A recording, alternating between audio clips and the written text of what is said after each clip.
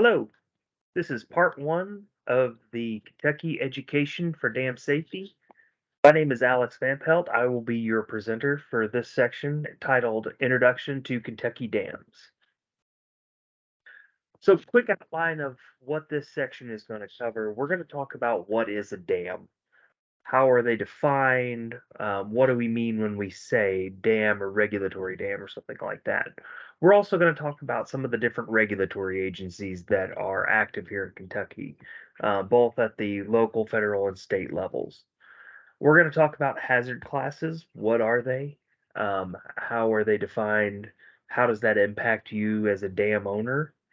We're going to talk about the dam ownership, what the breakdown is, what levels of government or private organizations own dams in Kentucky.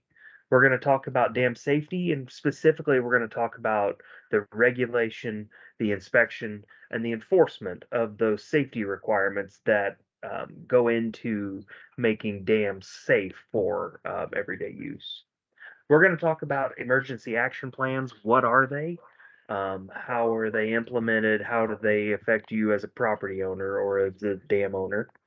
And then we're going to spend a little time and we're going to talk about some best practices that dam owners can um, do for their dam that are going to ensure that it passes inspection, but it then is also very safe for use over the coming time or coming years.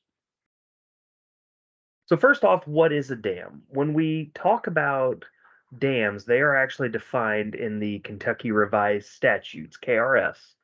KRS 151 100 Section 12 defines a dam as any artificial barrier that can impound or divert water and is or will be 25 feet or more in height or can impound 50 acre feet or more at maximum elevation.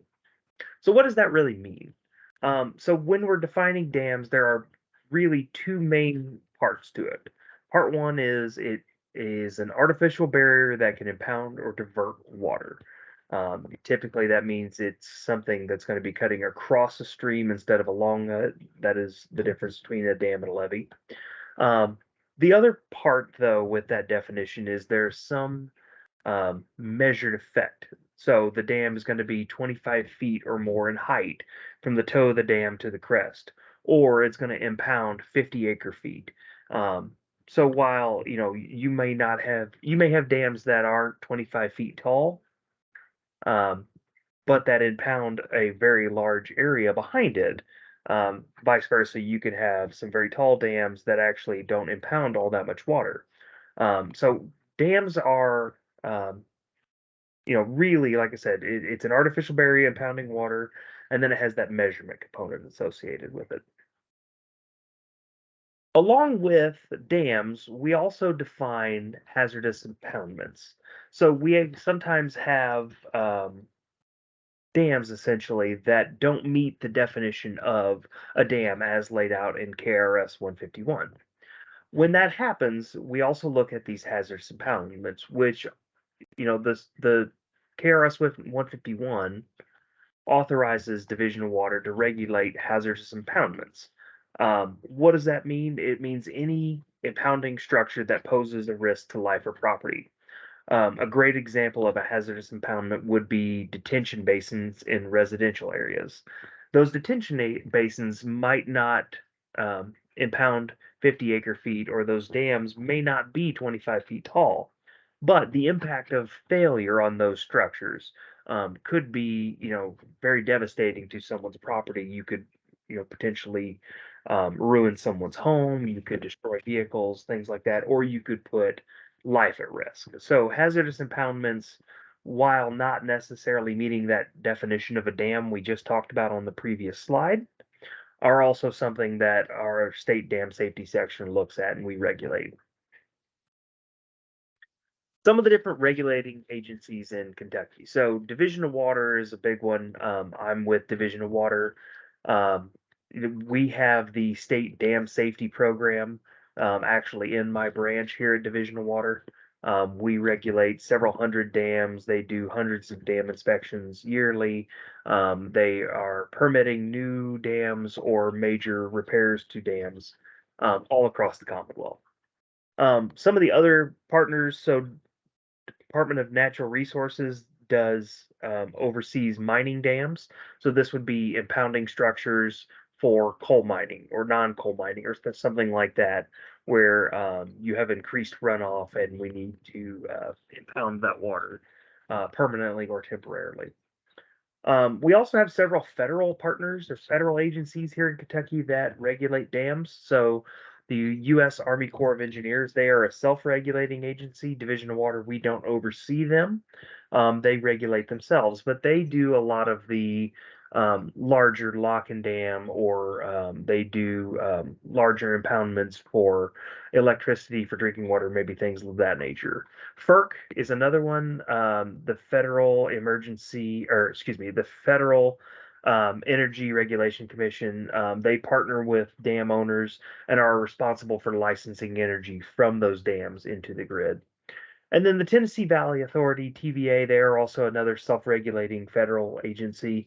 Um, TVA doesn't have a whole lot of footprint in Kentucky. Mostly it's Kentucky Lake and Lake Barkley out in western Kentucky. So we talked earlier about dams and how hazard classifications are somewhat different than the definition of a dam. Hazard classifications aren't necessarily based on, how the dam is built or what the dam is intended to do. Hazard classifications are more, what are the consequences of that dam failing?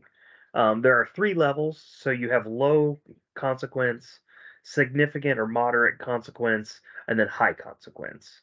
Again, classification though is specifically not based on the condition of the structure or what that structure was intended to do. It is only looking at the failure of the, or the potential failure of that dam, and what would the consequences be downstream.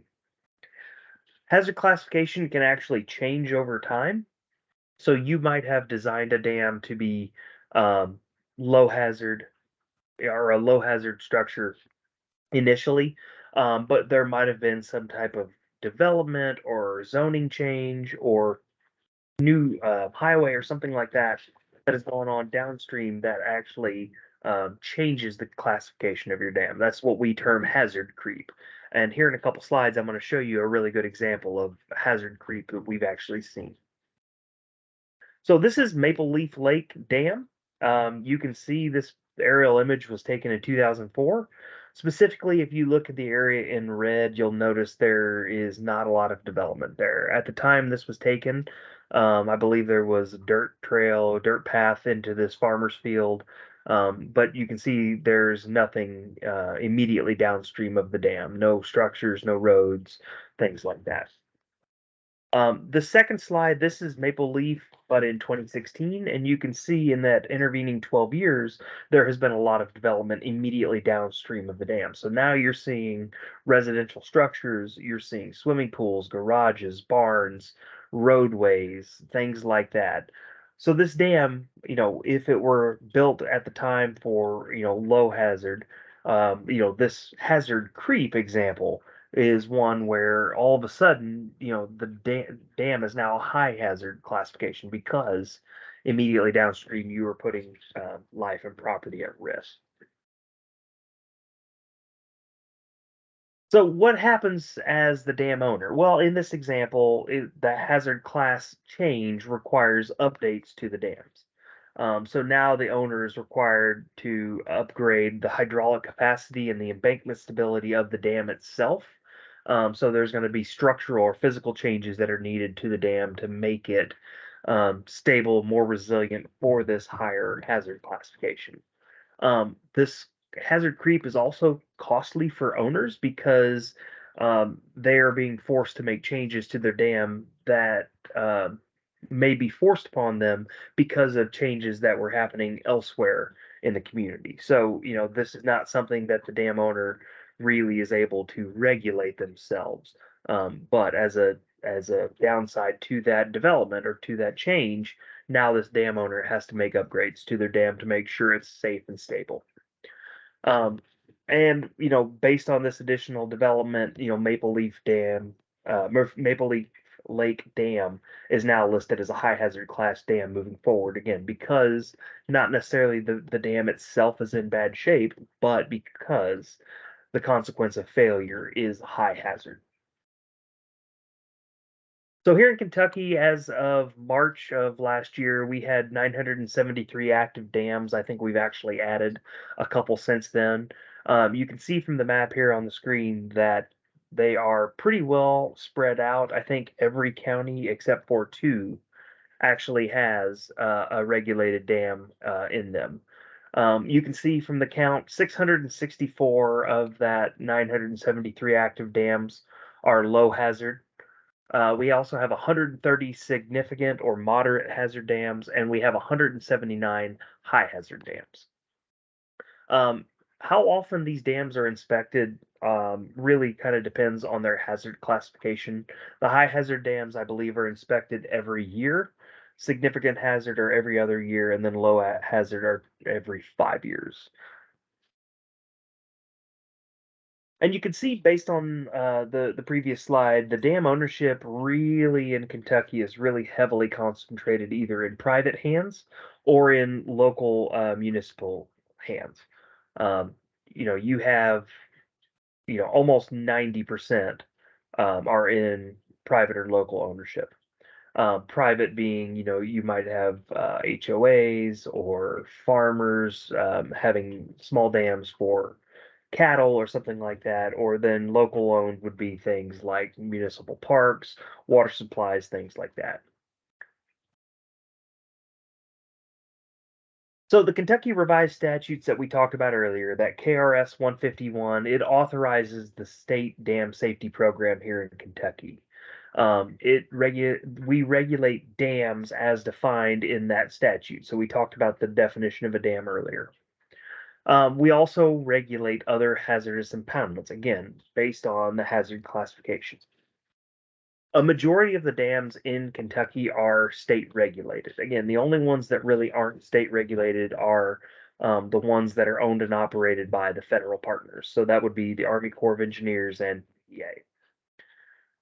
They are required by federal law to follow their own federal guidelines, and again are self-regulated. But almost all of those, 970 some dams are actually regulated by the dam safety section at Division of Water. So what are some of the regulatory requirements? Well, KRS 151-297 outlines what the requirements are. Um, the statute though is what are we trying to do? The actual regulations are the Kentucky Administrative Regulations, KAR. So for our dam regulations, those are 401 KAR 4030.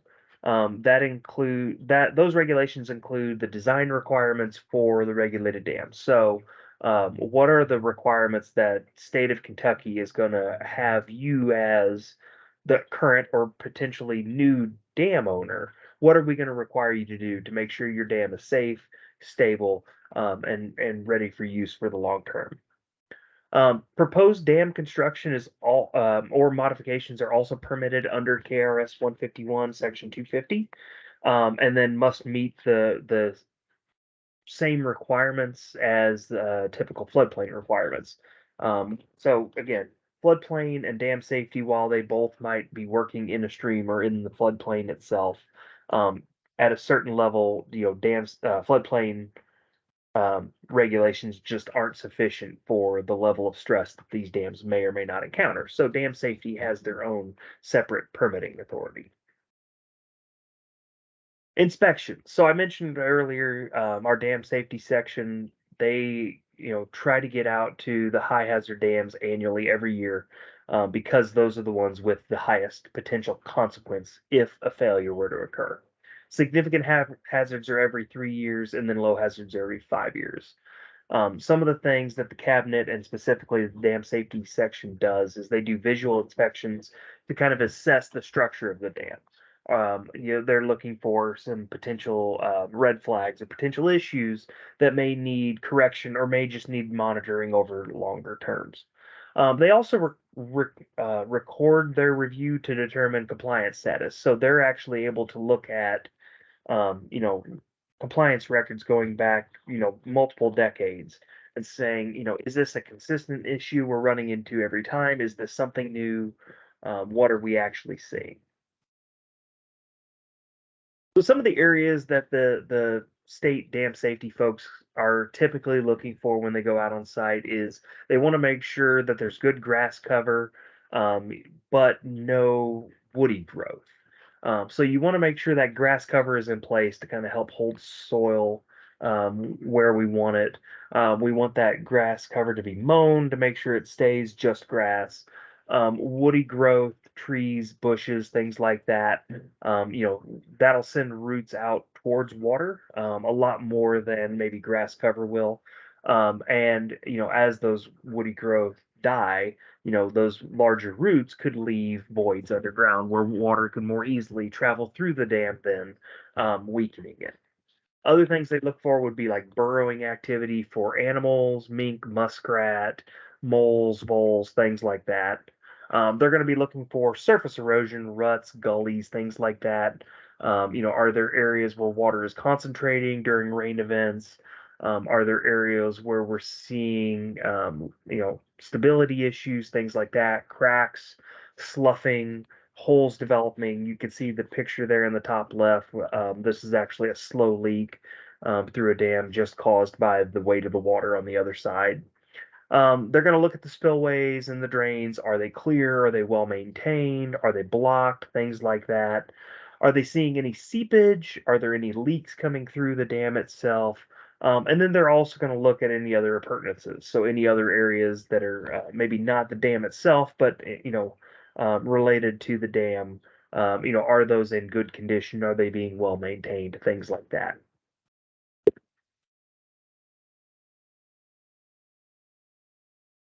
So over time, there are going to be some compliance issues that are going to crop up. So one of the things that the dam safety does is they also do an enforcement action. So um, when they're looking about dams that are maybe out of compliance, they're looking at things like, are there any types of unpermitted construction going on? Has there been poor maintenance? Typically they like to see mowings at least twice a year. If you go 2, 3, 4, 5 years without a mowing, you're going to start seeing a lot of trees and brush and bushes and things like that. So your maintenance is maybe not up to the level it needs to be. Um, with those compliance issues, are there any design deficiencies? Are there any issues with the spillway? Are there any issues with the auxiliary spillway? Are there any issues with the intake structure? If you don't every year or so, go out and actually open some of your intake structures and things like that. They can rust close, and you're going to have issues if you ever have an emergency that you have to deal with. The state statutes directs the cabinet, or the cabinet directs the property owner, I should say, to implement those remedial measures. So we go out, do our inspections, we notice issues, the dam's out of compliance, and so we say to bring it back into compliance, we need you to complete these remedial measures to satisfy all of our concerns. Um, the statutes also authorizes the Energy and Environment Cabinet to take emergency action if the owner either refuses or is unable to comply. We do have the regulatory authority to go out and actually breach dams if we need to. Um, that is a break glass in case of emergency, typically last result or last resort.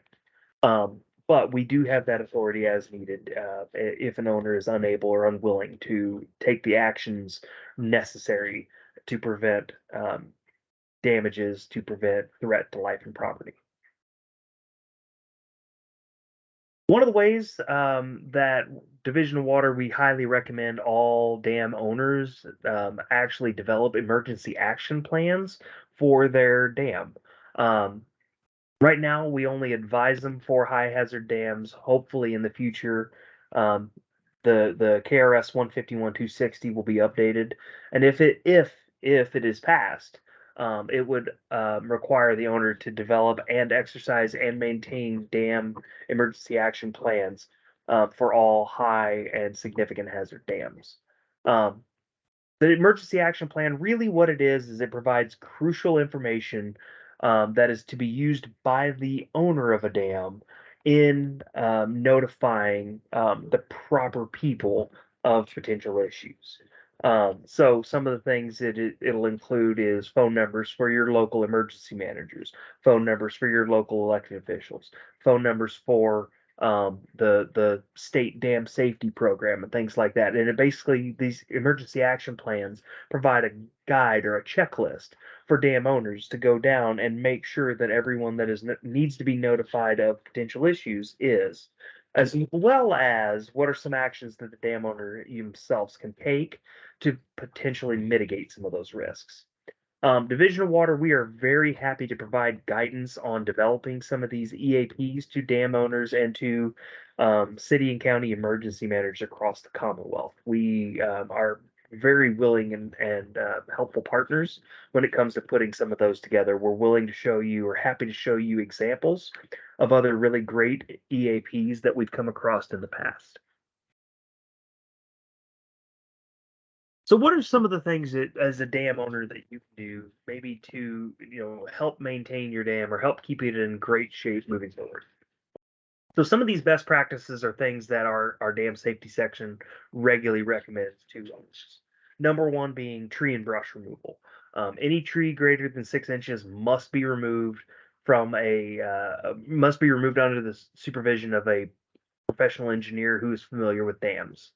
It's also highly recommended that you leave a 25-foot buffer around the dam that you can mow and maintain. Again, because you don't want any roots growing through the dam towards those water sources on the other side. We definitely want to make sure that the dam has plenty of room. And then if you would ever need to get in there and do anything, that additional 25-foot buffer is going to provide you room to get in and work and maneuver around the dam without having to necessarily be on the dam itself. We also recommend inspecting and operating the drawdown structures annually, at least once a year. Go out, open your drawdowns, um, make sure that nothing's rusted shut.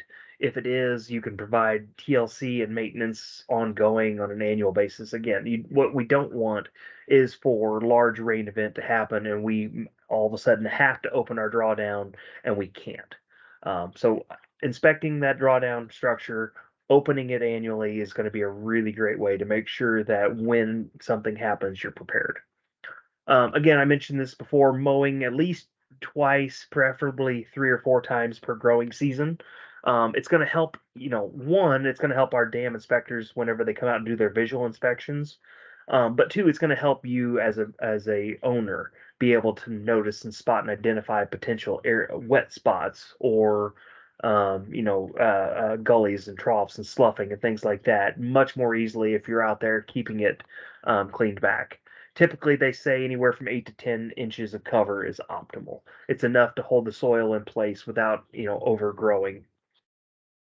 For limit vehicle access to the dam, a lot of dams may be designed t- to where you can take a vehicle maybe across the top or something like that. But if it's not, definitely don't allow vehicle access then to go across your dam, and especially don't allow vehicle access driving up and down the dam itself.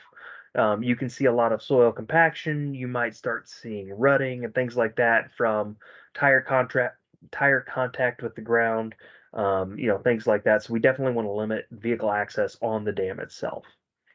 If you notice any wet areas, we definitely want to monitor those and report any changes in flow or color to the Division of Water. We're if the wet areas are concerning enough, we can send inspector out pretty quickly to take a look and see if this is something where we may need to take immediate action or if it's something we just need to monitor over the coming cycle or something like that. But definitely monitor for those wet areas and let Division of Water know if there's been any major changes in the amount or color. Monitor the dam after heavy rainfall events. Go on down while the soil is saturated and take a look. Are there any areas where I'm seeing ponding? Are there any areas where I'm seeing a lot of erosion? Are there any areas that maybe you're seeing a little bit of sloughing or something like that? So taking a look at your dam whenever it has larger impoundments to kind of see are there any areas of concern. Be familiar with your dam. And then the last one is keep burrowing animals off the dam, whether that's setting live traps and relocating those animals somewhere else, or something like that.